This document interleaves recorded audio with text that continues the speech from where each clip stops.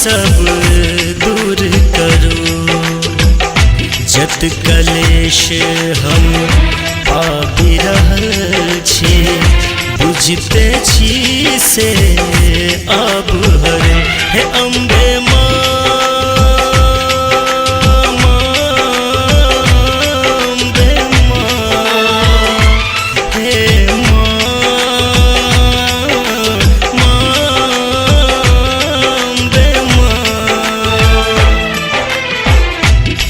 जग जननी माता दुर्गा, हमर विपत्ति सब दूर करो।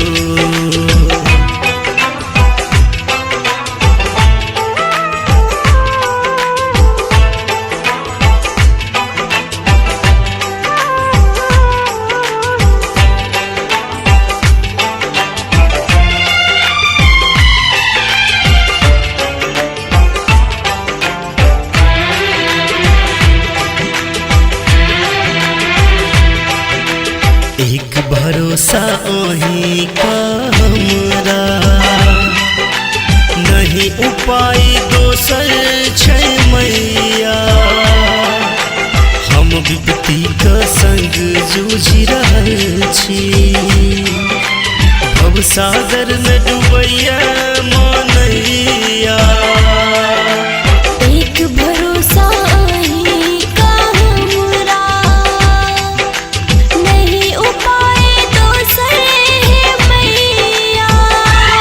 अपन कोरा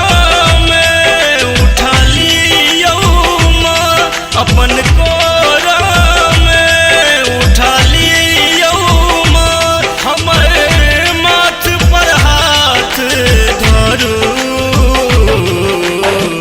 हे जग जननी माता दुर्गा, हमर विपत्ति सब दूर करू।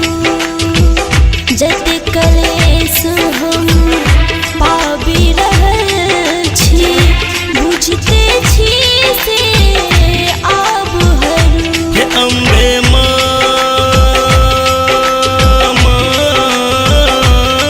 अम्बे हे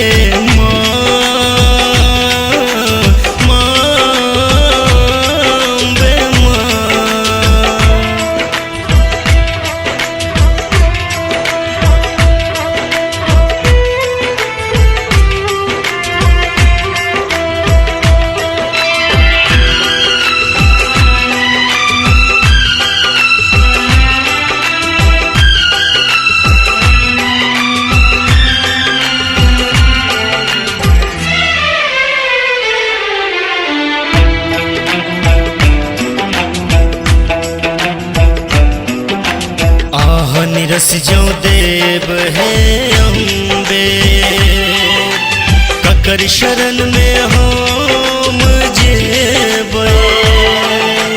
जो बलल छी हे माँ जननी, कीटे मारते खेबै।